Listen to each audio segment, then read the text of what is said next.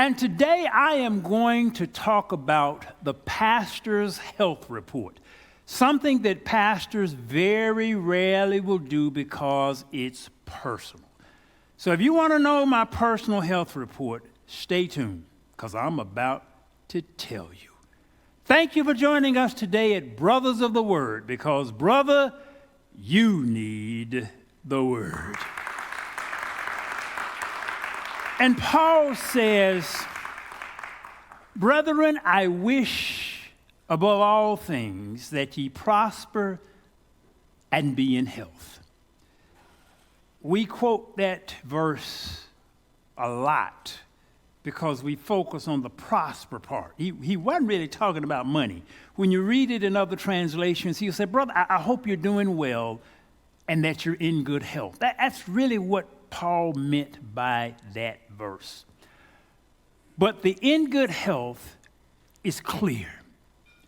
And today I just want to take some time out to follow as God has led me to do, to just share with you the pastor's health report. I'm sitting down today. Now, I'm sitting down not because I'm tired, not because anything is aching or I don't have any energy or anything like that. There's nothing physical as to why I'm sitting down. I'm sitting down because God told me today, sit down.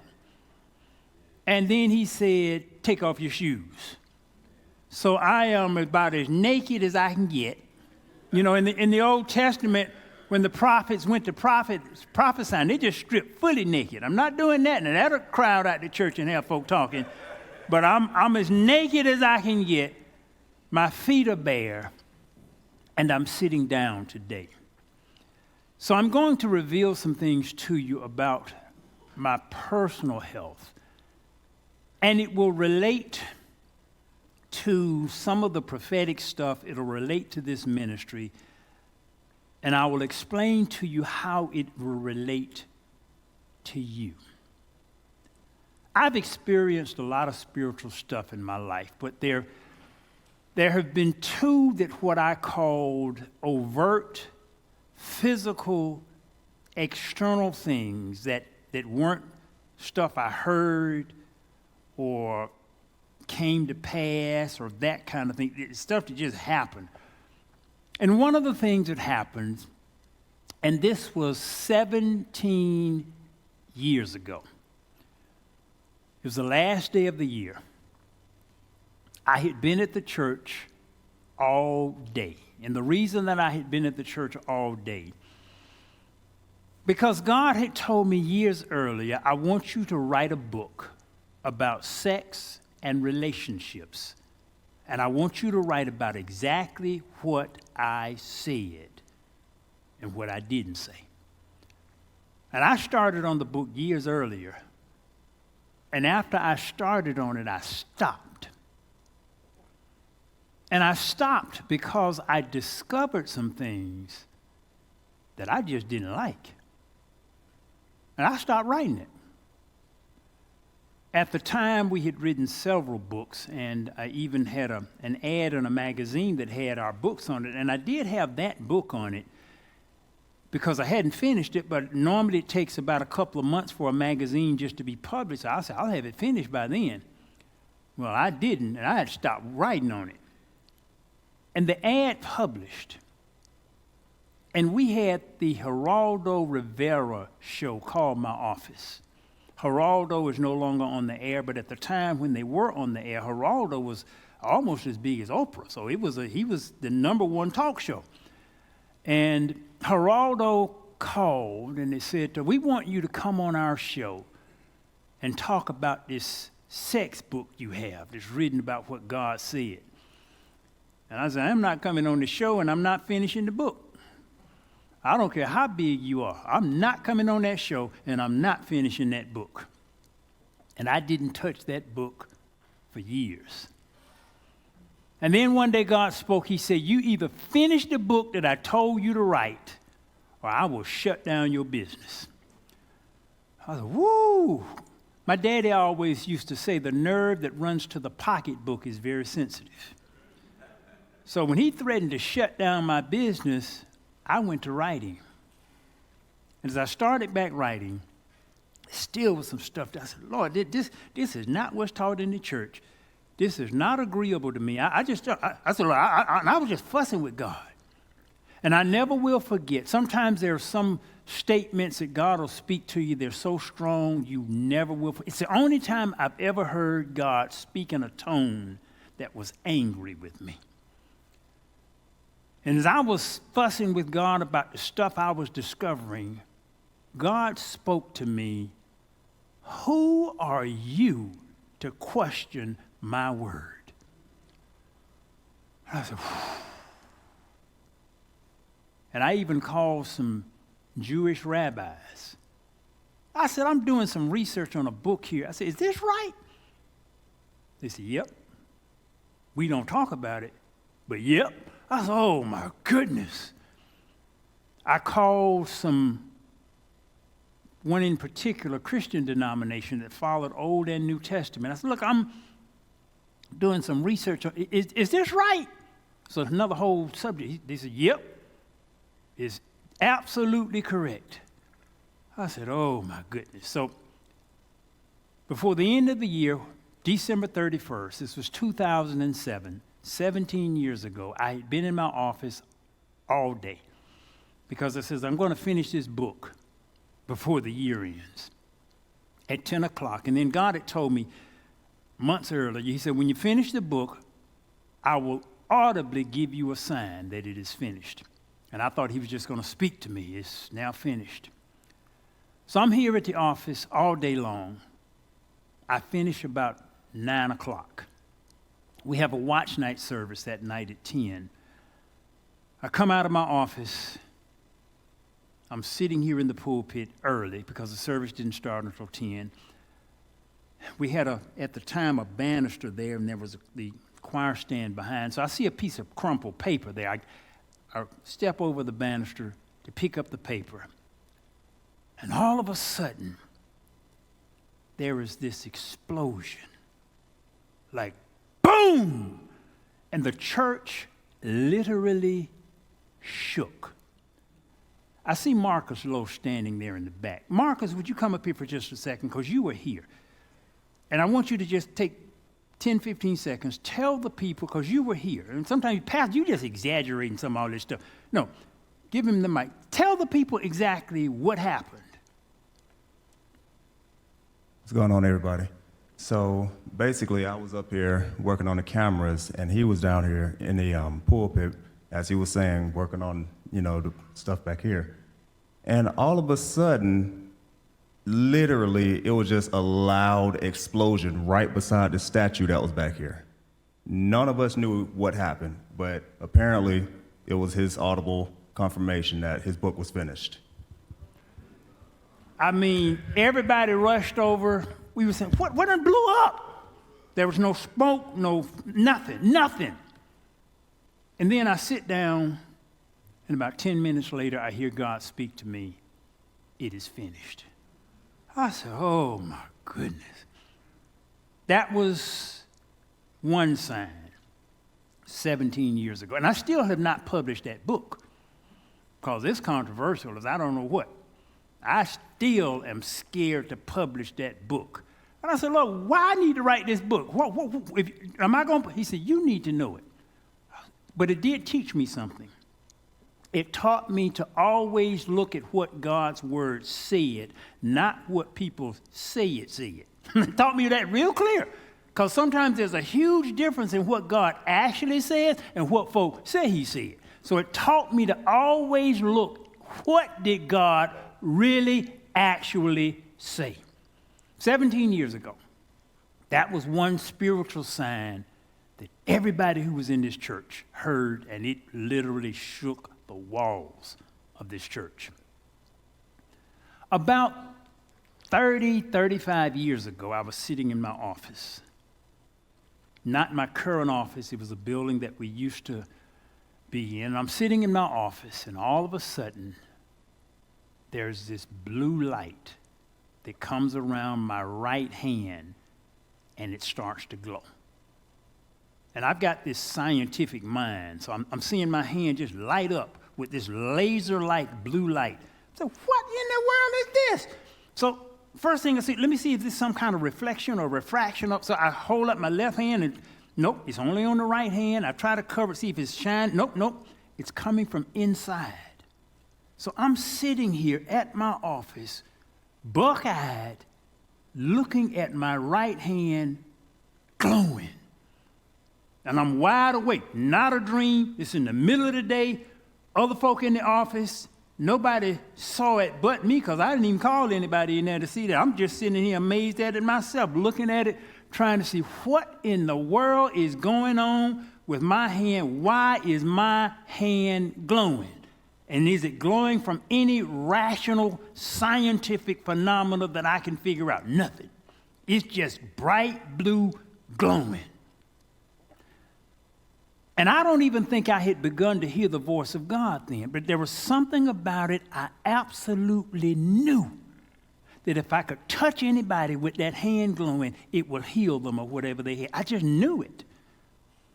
I just knew.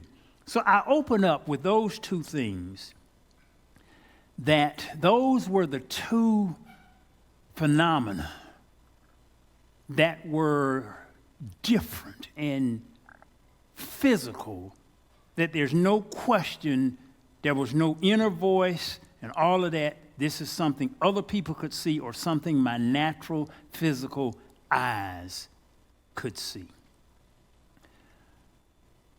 I am getting ready to start on my birthday a 40-day fast, a 40-day water fast. This came about, my company was in Dubai. We go on a trip every year. And this trip was in Dubai. And myself, Pastor James, and Pastor Salters, we were in this world's biggest mall. And Pastor Salters was talking about he was going to do a 40-day fast. And he said he had to prepare for it. He had to get strong because that thing is kind of rough. But he said, I'm gonna do that fast. And I didn't think much of it. I said, well, that's a rough one there. That's rough. Whew. That's why it's important who you hang around, because who you hang around, what gets on them gets on you. And next morning in my prayer, I'm hearing God say, you need to do that 40-day fast. I'm going to do the 40-day fast. I know how rough that is. I don't really want to do that. And then God began speaking. And he said, look to the heavens for when you'll start. So the first thing I did was looked up the Jewish calendar. And once every 10 years, the start of the Gregorian calendar, which is the calendar that we use, the start of that calendar for January 1st coincides with the start of the new month in the biblical calendar. Well, that happens January 1st. Well, actually it begins, because God's day begins on the evening before, so it actually begins on December 31st. But once every 10 years, those two dates coincide. And that happens in another couple of months.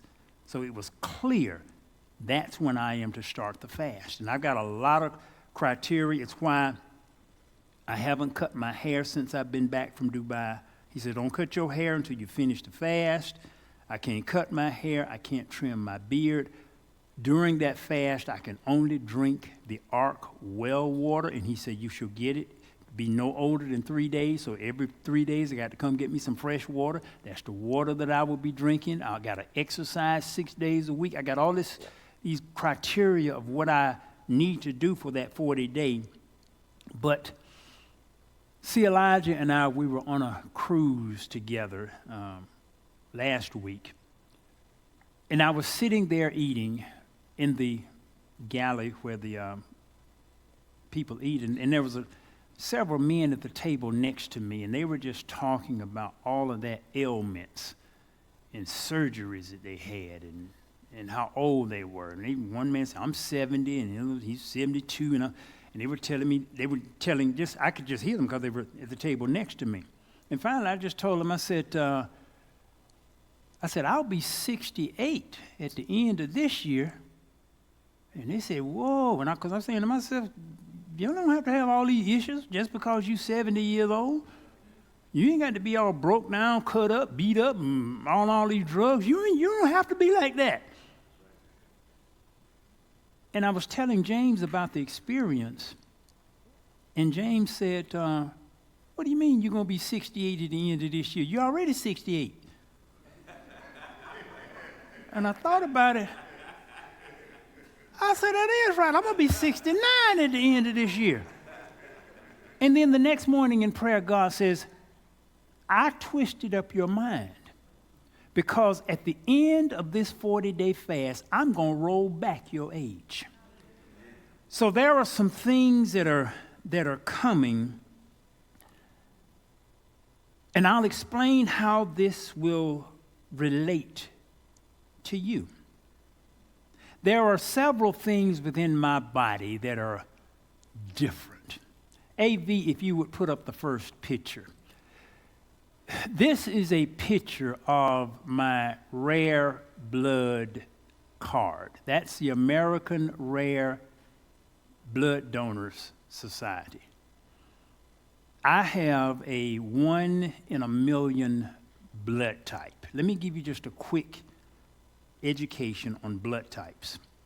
Most of us are familiar with A, B, and type O blood.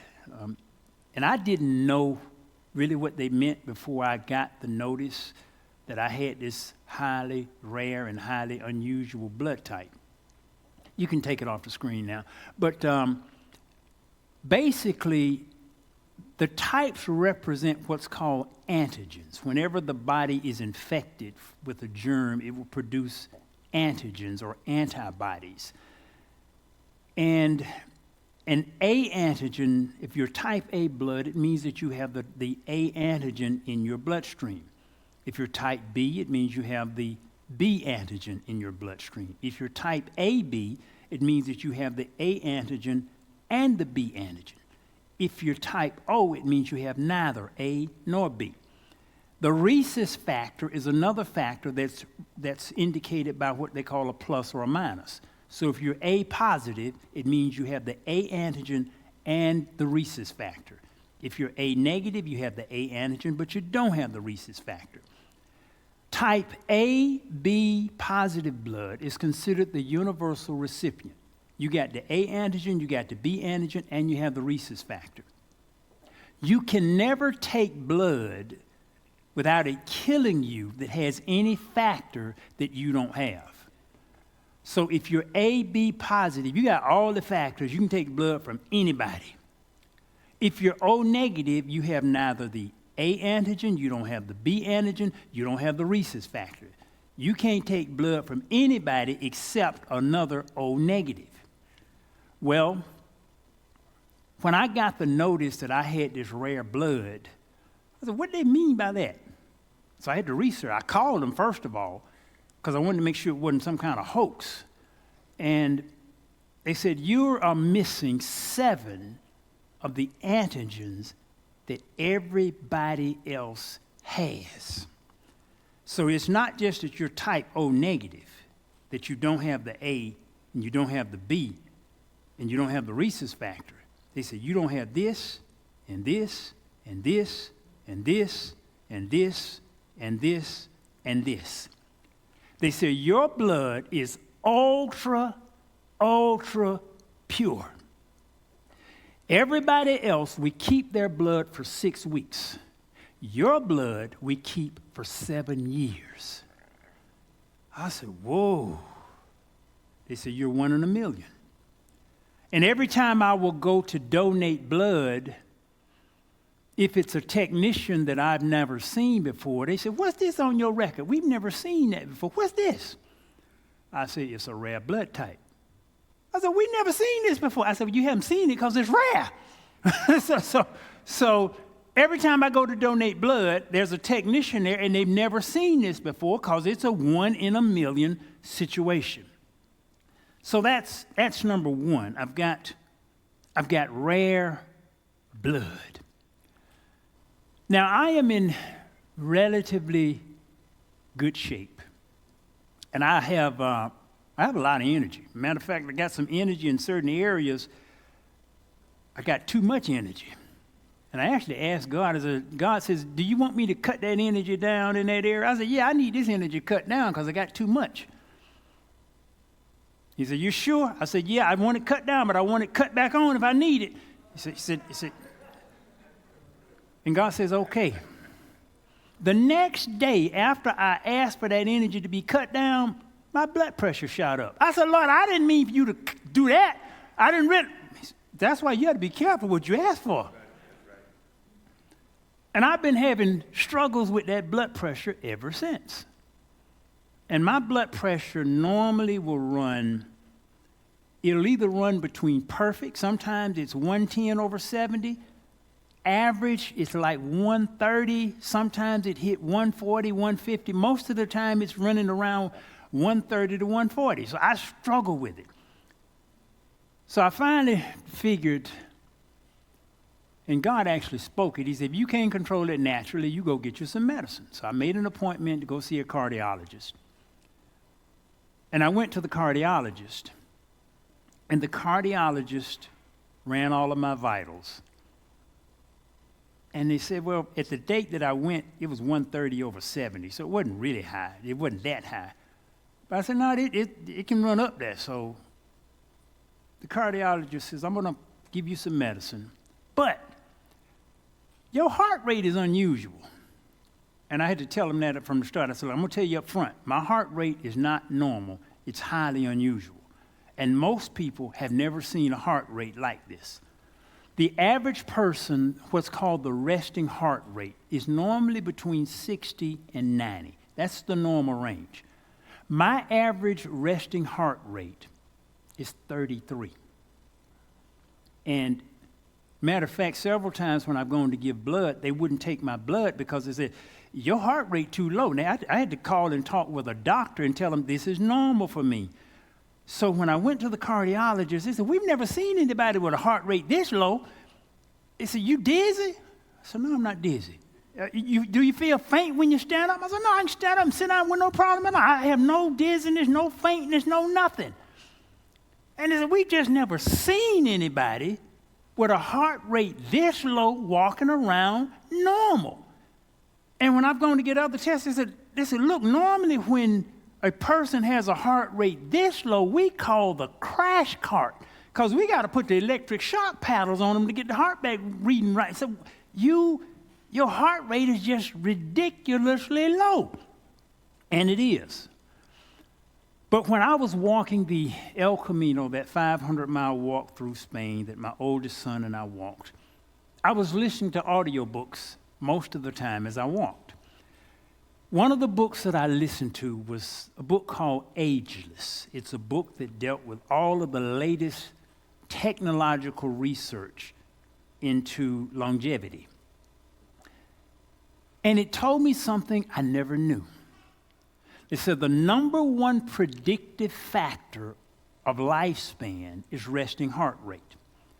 And they say across all species, across all medical disciplines, medical science says the number one predictor of how long you will live, that's the most accurate, is resting heart rate. The slower your heart beats, and it's not just human, they say it applies to every species. Animals that only live a short amount of time have a super fast heart rate. The animals that live a long time, the turtles and the sea turtles, they have a really, really low heart rate. And the science speculates that every creature is only given a certain number of heartbeats before they die. So the slower your heartbeat, the less you use them up. So when I read that, I said, whoa, according to that, but that's what God says, you're going to live a long time to 116, and I have a heart rate that matches that long lifespan. And everywhere I go where they take my heart rate, nobody has ever seen anybody with a heart rate that low just walking around. So that's the second unusual thing. And when they saw my heart rate, they said, Mr. Bronner, we just need to put you through some tests. And first of all, you need to take a stress test because With a heart rate this low, you ought to have some issues.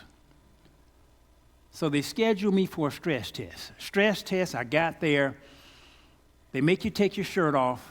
They put all of these electrodes all over your chest. They put you on a treadmill.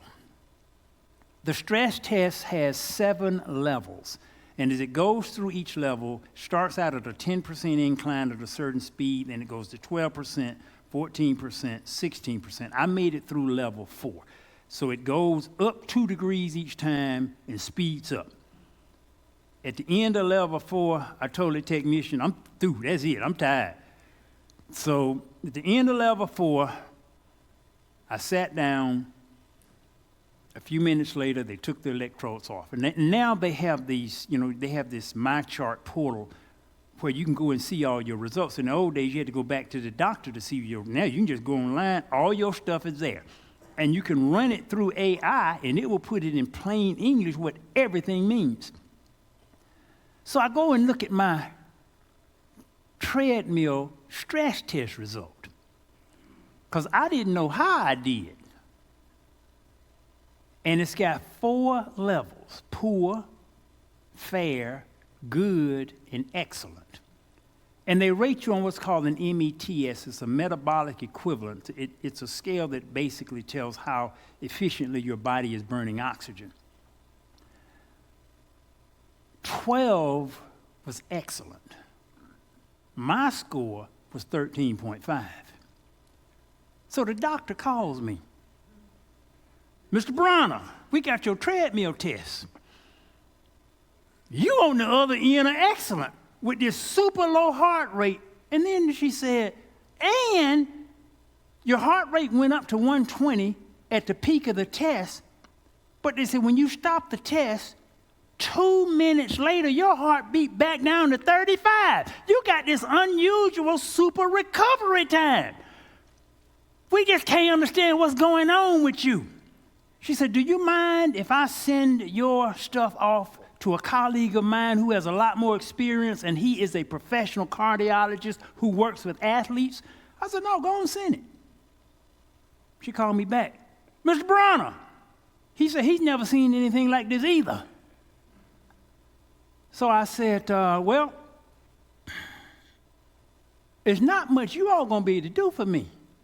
Because the only thing that you can do to speed up my heart that I'm aware of is a pacemaker. And I am not getting a pacemaker, especially with nothing wrong. I'm performing beyond excellent on the treadmill test, and the book says a slow heart rate, you live longer, so why in the world I'm going to speed up my heart rate? There's nothing you can do for me. That's number 2. I have a blood type nobody's ever seen. I have a heart rate and heart performance nobody's ever seen. So when I went to the doctor, even to get, because you have to go to a GP, and I had not seen this general practitioner in about 18 years. So when I go to him, because I have to get a referral to go to the cardiologist to see about the blood pressure. So I go to him, and he runs a full battery of tests. And I talked with him for a while, recognized him, he's still looking good. And I said, well, I can tell you one thing that's going to be off. I said, my PSA is very high. Every man in here who's over 30 years old should know what a PSA is. A PSA is prostate. That's why I told you, that's why I'm taking my shoes off. I'm telling you all these details. PSA is prostate-specific antigen. It is the number 1 test that men get to determine if they have or likely to get prostate cancer. I had a full blood work 2 years prior. I had a PSA test when I was 50. When I was 50. Now, PSA normal range is from 0. If your PSA is 0, that's best. It means you have no prostate antigens in your bloodstream. 0 is best. But the range of 0 to 4 is considered normal. If it goes above 4, it's moving outside of the normal range, and it's moving into the area of concern. I've got a friend of mine who he said his PSA was a little over 5, and he just worried to death about it. So 2 years ago, when I was 50, I had a PSA test. My PSA was 12. And they said, Mr. Bronner, your PSA is high. It's 3 times normal. You need to get a prostate biopsy. I said, okay. I went in to get the biopsy. The biopsy, they pulled 3 plugs out of your prostate. Sounds like a big staple gun. Pop, pop, pop. So they take these 3 plugs out of your prostate. They called me back a couple of weeks later, say, Mr. Bronner, your prostate is fine. You have no cancer. And I said, I ain't got no cancer. I said, but I am never having another prostate biopsy, because if I don't have anything wrong with my prostate, I'm going to have something wrong with it by the time I get them 3 pops done a few more times. And part of my prophetic destiny has to do with something God has spoken, where I'm going to need my prostate. So I knew 2 things. Number 1, I wasn't going to get another prostate biopsy. And number 2, I was never going to get my prostate removed. So 2 years ago, I have a full blood work. Just what they had, a gold standard test, just test everything. The one thing that comes back out of standard, and I figured if it was out of standard when I was 50, I probably figured it was a little more out of standard at 66. So it comes back. Now understand this now. Normal is 0 to 4. I talked with a fellow recently who'd gone through a lot of health issues. And he said, and he'd just really done a lot of research on prostate cancer. He said, to be honest, anybody got a PSA level of 20 or above, they got prostate cancer. So 2 years ago, I get the test results back. I'm in there with the nurse looking at the test results. I'm looking at the PSA. Normal is 0 to 4.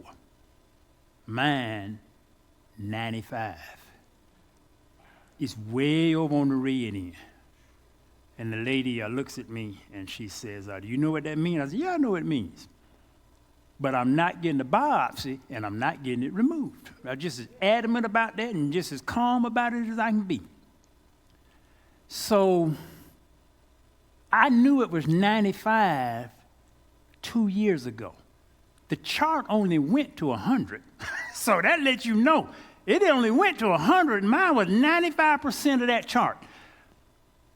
So when I went to the doctor to get the cardiologist referral, I said, I'm going to tell you right now, my PSA is high, and it's probably higher now because that was 2 years ago. So when I got the test results back, everything normal but PSA. PSA no longer 95. Normal, 0 to 4. Mine, 168. But that didn't bother me. I know you're saying, Pastor, why didn't he bother you? Any other man that's been scared to death, they've been worried to know. Why didn't he bother you? First of all, I had the cure. That if I had prostate cancer, I had the cure. Years ago, we had a prophet here, Prophet Fred Collins. He's deceased now, but he came here in 2000. The most accurate prophet we've ever seen. He prophesied that somebody is going to give this church a certain amount of money in the millions. 10 years later, it happened to the penny. He said next year there's going to be an airplane crash that'll shake this nation. Next year was 9/11. So he prophesied multiple things about us, and I knew him from way before when we had prophesied stuff. It just all was dead specific, dead accurate.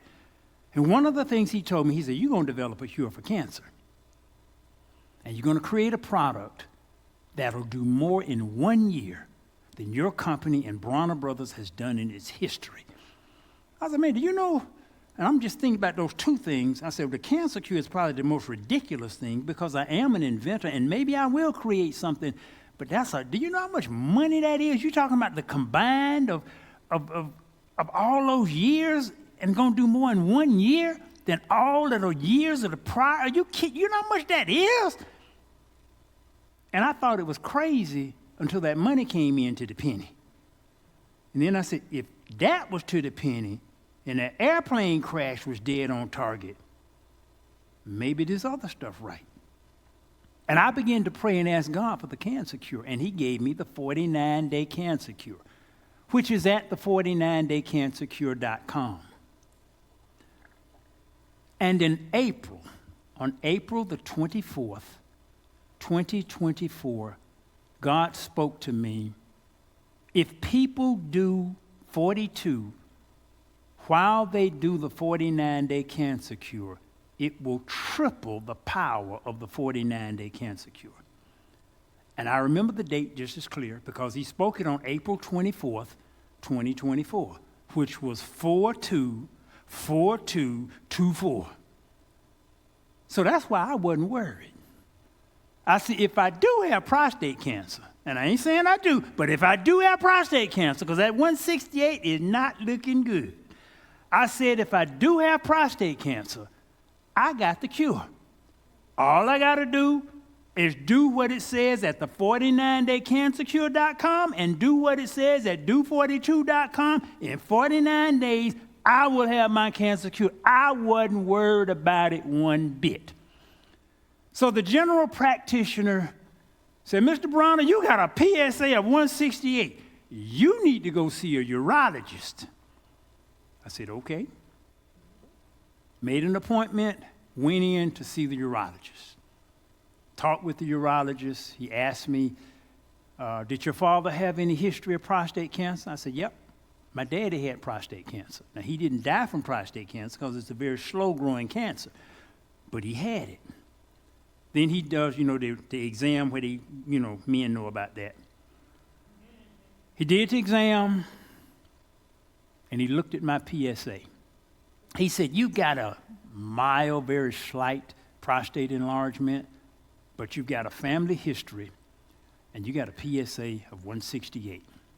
And he just looked at me. He said, I'm virtually certain you have prostate cancer. He said, but what we have to find out is how far has it spread. So I need to schedule an MRI for you so we can see how far it has spread. I said, okay, because I wasn't worried about it, because I had the cure. And I literally wasn't worried about it. I'm just smiling. And I guess the doctor said, I just done told this man I'm certain he's got prostate cancer. And he's sitting here smiling, like he's not worried about it one bit. And I wasn't. Because first of all, I had the cure. And second, if I didn't have the cure, the worst was going to happen, I'm going to die and go to heaven. I know what kind of reward I got waiting on me in heaven. So none of it was bothering me. Fast forward, and the MRI was scheduled about 3 or 4 weeks away because, you can't get in fast to get this stuff done.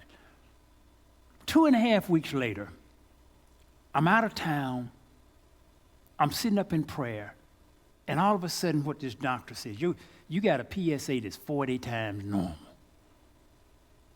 So wait a minute. Normal is 4. 40 times normal is 160. I said, my PSA ain't 40 times normal.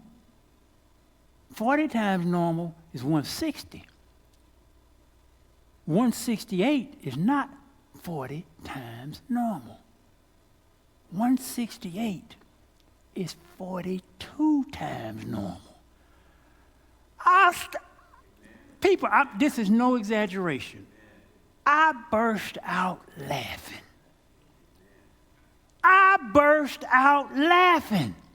And then I hear God speak. I put it there so you will know this is me. I said, whoa.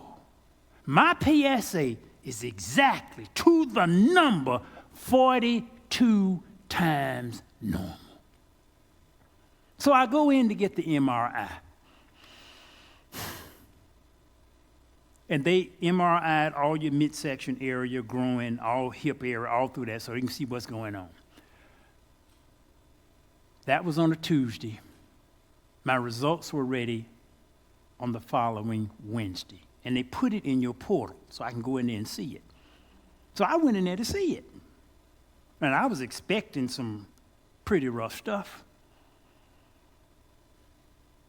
They grade that on 4 different levels.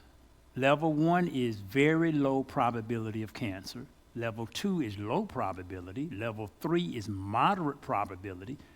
And level 4 is high probability.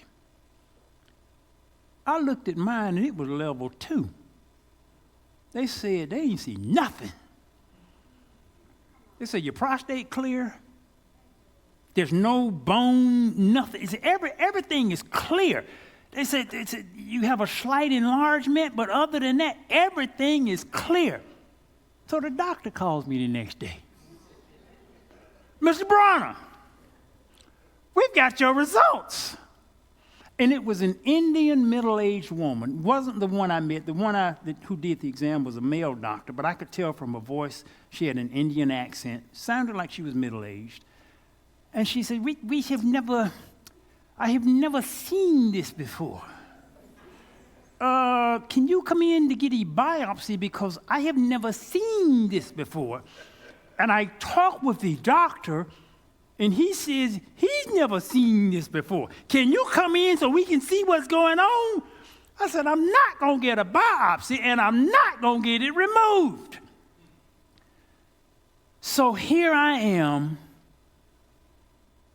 and in my body is stuff folk have never seen. And these are seasoned professionals. They've never seen this blood type. They've never seen a heart rate like this. And even the lady at the Red Cross says, not only is your heart rate ultra low, your beat is not typical. It's regular, but it's not typical. The average person has beat. Your heart is not beat. You got a beat that's different than everybody else. Your heart beats to a different rhythm. So your beat's not normal. Your pulse rate is not normal. Your blood type is not normal. And the urologist, both urologists said, as long as we've been in practice, we have never seen this. What's going on with you? And they cannot understand it. And this is what God spoke about this. He says, just as people have not seen things in my body, so shall this ministry be. There will be things happen in this ministry that folk have never seen. There will be things happen within this ministry that folk have never seen. One thing that Prophet Collins prophesied, he said, I see people hanging all over the balcony in this church. It's going to be so packed, folk can't get in. That's why we're going to have to number the seats. It didn't make sense when God told me that. But then later, as he explained it, that's why we're going to number the seats. Because those of you who are regularly attending, you're going to have your own seat, and no matter how packed it gets, you will have a seat. As long as you're in here by 11 o'clock. We ain't going to hold your seat if you're late. But as long as you're in here by 11 o'clock, you will have a seat. And Colin says, not only do I see this church overflowing, he said, you're going to have to build a much bigger church. And we know we're going to have to build a 4,200-seat church. And then God spoke. He said, even that church with 3 services is not going to be big enough to hold the crowd. And I said, whoa, my goodness. And when we were in India, we take a brother's trip. These last couple of months have just been more travel almost than ever. And we took our brother's trip to India. And all of the brothers are in this little tuk-tuk. Tuk-tuk is one of those little things, it's kind of like a motorcycle, but it's got a seat on the back, and some of them have 2 seats. So all 5 brothers are in the tuk-tuk. And they have in India these children, and they call the children basically urchins because they crowd around you trying to get money. AV, I want you to show the video of the tuk-tuk. We're in a tuk-tuk, and the kids are still running. One is hanging on the back. They're still running. As you can see, they're running after us, trying to get money. We have been absolutely just bombarded, and they're still running. This thing is probably going 20 miles an hour. They're still running, waiting on us to stop, One kid is hanging on the back, and they're still running in the back, as you can see. So they're waiting on us to stop at a light. And we've already given them money. And we've already given them money. So this is a horde like we have never seen, and it's just yeah, they're relentless. They are relentless. No. So, woo, that was an experience. This is India, and we're in the urban area of India, and woo, kids were just, and you got to hold on to your wallet and your phone because some of them will take your wallet out, so you got to be very careful. But this was an experience. Coach Bronner from India. See you tomorrow. So here we were, and when we got to the tuk-tuk, they were surrounded. They literally. Now we went to eat lunch, so we were upstairs in the restaurant. The kids waited on us outside while we're eating lunch. Here's a crowd of kids waiting on us. So we come out, they swamp us, they hang on to the tuk-tuk, and they literally ran for a half a mile, following us, this crowd of kids running after us. So here I am, and finally when we pulled away from the kids, God spoke, "This is what it will be like when I grant you the power." I said, oh my goodness. Oh my, you mean that? Yep. When I grant you the power, folk will come from every corner of the earth because they haven't seen it. Nobody has seen it. Just like there are things within your body no one has seen, no one in this generation has seen that kind of power. So people, that is why we have to be ready. And I can see now why he says that you'll create a product that'll do more in 1 year than Bronner Brothers and your company has done in its history. And sometimes as God begins to reveal some things, you begin to at least to see how it can possibly happen. Still may not unfold like you figure, but at least now you can see some possibilities, because one of our products is miracle oil and miracle lotion that has the God Heals oil in it. Anybody who has that kind of power, people would, they may not be able to get to you, but they can at least get the oil and then get the lotion. That's why I have on this shirt.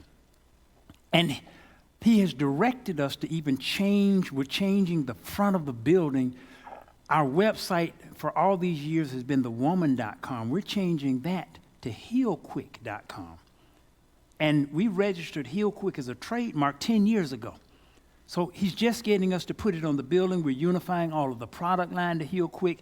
That's why I got this shirt on that says, I'm growing. Heal Quick, health, energy, and love.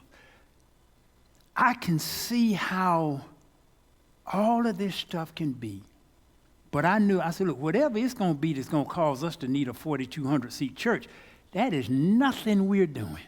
That's got to be something that's seriously supernatural.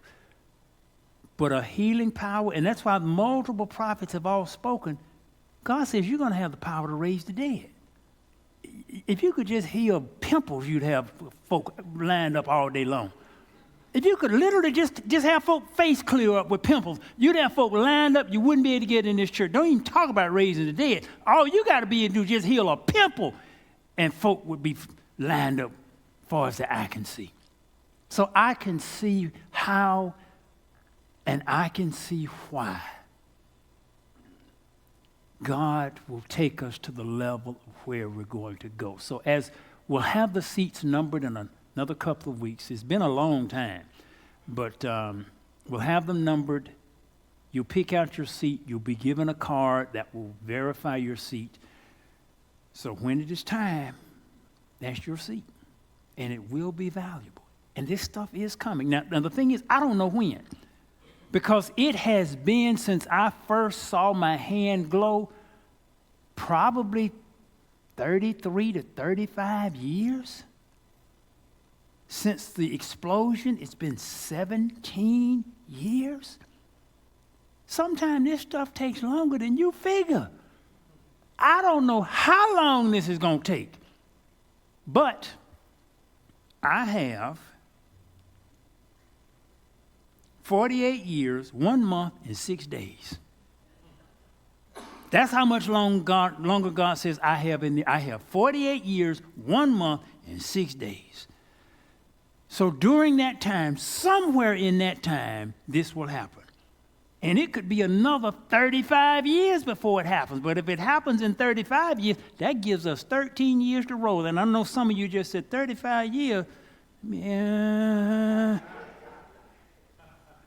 I ain't sure you're going to be here in 35 years. That's true. I don't know how long. I have no idea when, how, or what God is going to do. I've learned that. I just can't figure out. What I have to do is try to be obedient to what he has told me to do, because I cannot figure out what he's going to do. And who am I to question his word? So that's why I had to go over with you today. Took a minute, because it's a lot of stuff, and that still is not even all of the stuff. But it took a minute to just go over just my health report. And I'm at least glad to say that he's kept me. And I really got to get on the ball more, because he's told me you're not going to be in the middle. You're either going to be terrible or terrific, and you're not going to be in the middle. So I got to really struggle to stay and to get on that terrific end. I'm lagging behind. And the thing that I want to tell you that will relate to you, the 40-day fast, that's something very few people can do. And I'm not even going to suggest you do that. That's something that's, to be honest, it'll kill a lot of folk. So that's not something I'm going to suggest that you do. But there are some of you who are dealing with physical issues right now. Someone asked me week before last, it says, Pastor, I'm dealing with sciatica. Do you know anything that will help sciatica? I said, I had sciatica. He said, you did? What did you do with it? How did you get it fixed? The first time I did 42, it disappeared and hadn't been back. 42 clears up a whole lot of stuff. We just got testimony after testimony after testimony of people got all of these illnesses, and when they properly do 42, that stuff disappears. This is what God spoke about the revival. Coming up on January 1st, and the official 42s begin on the beginning of January, the beginning of July, but the main one is the beginning of January. God says, he says, I will send through the revival a word if certain people are to do 42. Now, I've never met the revival speaker. I've never listened to a single one of his messages. He's the one who's ordained to be here. I'm not going to explain how that happened. It doesn't matter. He's destined to be here. I don't have a subject. I didn't give him a subject. I don't know what he's going to talk about. What God said is simply this. For those who are meant to do it, they will get a message that they are to do it. Simple as that. It may be some that may register with you. May not. May be nothing at all, and it may mean nobody's to do it. I don't know. I don't know what he's going to talk about, how that's going to come. I just have no idea. One thing about it, you need to be here to see. Because sometimes it may be another explosion. I don't know. I cannot figure how God is going to do things, but that's the word. 42, and I know many people, they're waiting on the blue light. They're waiting on the blue light, because that's just easy. Lord, I wish, because I told you the story before. I said, Lord, when this blue light comes, first thing I'm going to do is slap myself on the head, get all my stuff straightened out. Say, it ain't not going to work on you, not going to work on you. I don't know when the blue light's coming. It's coming, I just don't know when it's coming. Until then, you need to do what you can do. Use what God has sent. And I can tell you, 42 works on a whole lot of stuff. And that's why I was not worried about my PSA, because I knew whatever I had, if I did the 49-day cancercure.com and do42.com, I was confident my cancer was going to be gone in 49 days. That's why I was not worried. So I would strongly suggest that you be here at the revival and have your ears tuned. And if you hear something that relates to you,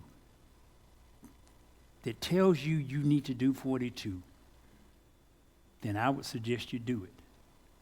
And I can guarantee you that by the time you finish, you will not be the same. And some of you are struggling with some health issues that the doctor can do nothing for you. They can't do anything for you but give you something for the pain. Sciatica was one of those things. You can't cure it. Well, you can have a spinal operation and they can try to, because basically it comes from a pinched nerve. They can operate on you, but even that sometimes doesn't work where the success rate is not that great. 42, I haven't had it, and I knew what it was because I knew exactly what it was. It was sciatica. Time I did the first 42, it was gone with no medical intervention. So some of you, this revival will speak to you and it will heal some areas of your body. But remember, 42 is not just physical. It's spiritual. It's relationship. So it's not just physical, because some of us, we don't have the pain in our body. We got the pain in relationship. We got the pain in our soul. We got the pain in some other areas. So it's not just about physical. God has a comprehensive program for you. Brethren, I wish above all things that you are doing well and are in good health. I feel just like Paul. I want you doing well, and I want you in good health. So, the revival may speak to some of you. Be here. I thank you for joining us today at Brothers of the Word. This has been a candid, open-hearted talk about the pastor's health report. Every bit of what I have told you is 100% true. I'm not worried about a thing as long as, and I have to put that in quotes, as long as I follow what God has told me to do. Thank you for joining us today at Brothers of the Word, because, brother, you need the Word. Amen, amen, amen. I'm going to ask Pastor James to close us out for today. Brothers of the Word.